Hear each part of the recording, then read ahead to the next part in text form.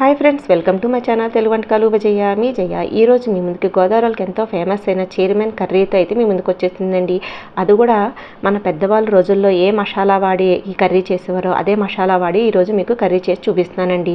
ఈ చీరమేన్ అనేది చాలా చిన్న చేపలండి. ఇది శుభ్రం చేసుకోవడం ఎక్కువ టైం పడుతుంది. కల్లుప్పు నిమ్మరసం వేస్తే శుభ్రంగా కడుక్కోవాలండి. వాటర్ తెల్లగా వచ్చే వరకు కడుక్కోవాలి. ఈ చీరమేన్ అనే దానికి చీరలతో పట్టేవారు కాబట్టి ఆ పేరు వచ్చిందండి. ఇది కూడా గోదావరి సైడే ఎక్కువగా దొరుకుతుందండి. దానికోసం తీసుకున్న మసాలా అయితే మన పెద్దవాళ్ళ వాడే మసాలా ఇదండి.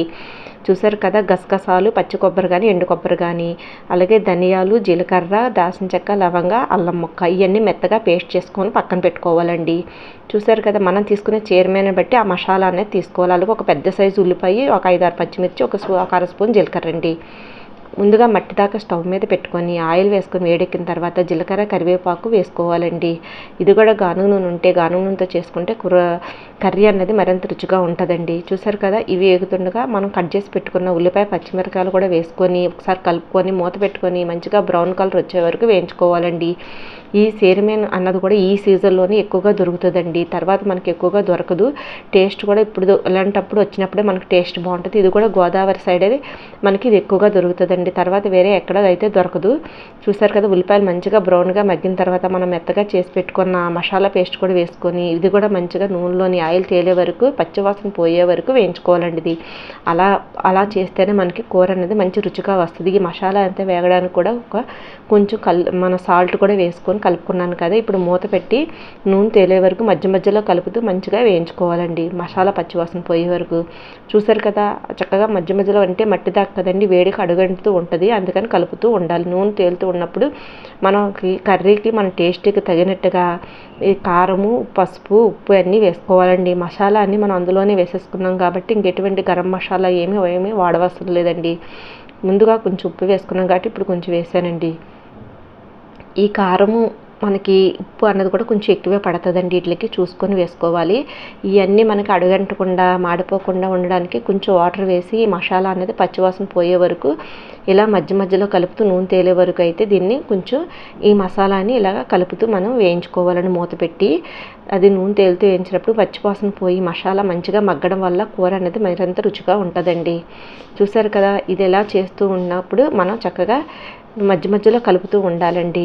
చూసారు, నూనె ఇలా తేలుతుంది కదా. ఇప్పుడు మనం కడిగి శుభ్రం చేసి పెట్టుకున్న చీరమేన్ని వేసుకొని, చూసారు కదా, మీకు నూనె చూపిస్తున్నాను, తేలింది కదా. మరొకసారి కలుపుకొని ఇలా మట్టి దాకలో పెద్దవాళ్ళు చేసేవారు కాబట్టి ఆ రోజుల్లోని కూరలు ఏదైనా రుచిగా ఉండేవండి. శుభ్రంగా కడిగి వాటర్ అంతా వడబెట్టుకున్న చీరమేన్ని ఇందులో వేసుకొని ఒకసారి ఆ స్పైసీస్ అంతా చీరమేన్కి పట్టేలాగా అయితే కలుపుకోవాలండి. మనం మటన్ కైమా ఎలా ఉంటుందో సేమ్ ఈ చీరమేన్ కర్రీ కూడా అలాగే ఉంటుందండి. ఇందులో ఎటువంటి ముళ్ళులై ఉండవు కాబట్టి దీన్ని అలా అన్నంలో కలిపేసుకొని తినొచ్చు. లేదంటే మనకి చింతపండు చారు, ప్లెయిన్ చారు అంటాం కదండి, ఆ చారుతో అయినా సైడ్ డిష్గా తింటే చాలా సూపర్ టేస్టీగా ఉంటుంది. మంచి కాంబినేషన్లో ఉంటుందండి. చూసారు కదా, వేడివేడి అన్నంలో ఈ కూర వేసుకొని తింటే చాలా రుచిగా ఉంటుందండి.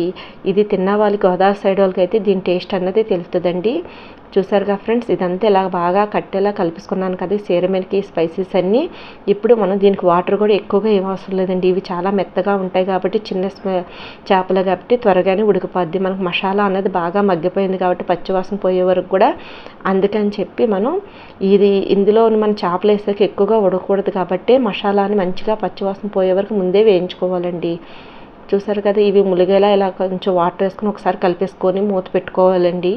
ఇదేంటంటే కొంచెం ముందు మామూలుగా ఇలా మట్టి దాకలు హై ఫ్లేమ్లో పెట్టకూడదు కాబట్టి కొంచెం ఒక ఉడికి వచ్చే వరకు ఇలా మూత పెట్టుకొని, చూసారు కదా, ఇలా వస్తున్నప్పుడు ఒకసారి మళ్ళీ కలుపుకొని ఉప్పు, కారం అన్నీ సరిపోయలేదు ఒకసారి చూసుకోవాలండి. ఇంతే అండి. పాతకాల పద్ధతులు మన పెద్దవాళ్ళు చేసే విధంగా అయితే ఇలాగే చేసేవారు కాబట్టి చాలా రుచిగా ఉండేదండి. ఇప్పుడంటే చింత చిగురులని ఇవన్నీ వేసేస్తున్నారు. ఈ కర్రీకి అలాగే ఏమీ వేస్తుందండి. కైమా మనం ఎలా వండుకుంటాం సేమ్ అలా వండుకుంటే టేస్ట్ అనేది చాలా బాగుంటుందండి. ఎప్పుడైనా ట్రై చేయకపోతే మీరు ఇలా గోదావరి సైడ్ వచ్చినప్పుడు ఎప్పుడైనా ట్రై చేయండి. ఇలా ఉడుకుతున్నప్పుడు కొత్తిమీర కూడా వేసేసి మూత పెట్టుకొని మీడియం మంటలోనే కూర దగ్గరగా నూనె తేలే వరకు చక్కగా దగ్గర అయ్యే వరకు ఉడికించుకుంటే కూర అనేది చాలా రుచిగా అవుతుంది. చూసారా, ఇలా మనకి కూర అన్నది అలాగా మధ్య మధ్యలో అత్తమాను గరిటె పెట్టి కలపకూడదండి, ఎందుకంటే అది మెత్తగా పేస్ట్ అయిపోతాయి. ఇక మనకి ఇలా ఫిష్లా మంచిగా కనిపించాలంటే కలుపుకోకుండా.